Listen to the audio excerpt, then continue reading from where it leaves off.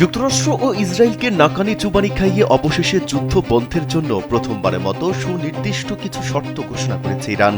আল জাজিরার প্রতিবেদন অনুযায়ী ইরানের প্রেসিডেন্ট মাসুদ পেজেশকিয়ান সামাজিক যোগাযোগ মাধ্যম এক্সে দেওয়া এক পোস্টে জানিয়েছেন, যুদ্ধ বিরতিতে পৌঁছাতে হলে অবশ্যই ইরানের বৈধ অধিকারের স্বীকৃতি দিতে হবে, সংঘাতে হওয়া সর্বপ্রকার ক্ষয়ক্ষতির উপযুক্ত ক্ষতিপূরণ প্রদান করতে হবে এবং ভবিষ্যতে এ ধরনের কোনো সামরিক আগ্রাসন চালানো হবে না তার জন্য একটি শক্তিশালী ও বিশ্বাসযোগ্য আন্তর্জাতিক নিশ্চয়তা দিতে হবে। এদিকে যুদ্ধ বন্ধের এই শর্তের পাশাপাশি ইরানের সশস্ত্র বাহিনী যুক্তরাষ্ট্রকে অত্যন্ত কঠোর সামরিক হুঁশিয়ারিও দিয়েছে। 5+ স্টার রেটিং প্রাপ্ত দেশের সর্বোচ্চ বিদ্যুৎ সাশ্রয়ী ওয়ালটন এসি স্মার্ট কমফোর্ট এখন নেক্সট লেভেলে। সশস্ত্র বাহিনীর মুখপাত্র আবুল ফজল শেকার্জি রাষ্ট্রীয় টেলিভিশনকে দেওয়া এক সাক্ষাৎকারে স্পষ্ট জানান, ওয়াশিংটন যদি ইরানের কোনো বন্দর বা স্থাপনায় হামলা চালানোর দুঃসাহস দেখায়, তবে পারস্য উপসাগরীয় অঞ্চলে অবস্থিত কোনো দেশের বন্দর, অর্থনৈতিক কেন্দ্র বা গুরুত্বপূর্ণ স্থাপনা ইরানের ভয়াবহ পাল্টা আঘাতের বাহিরে থাকবে না।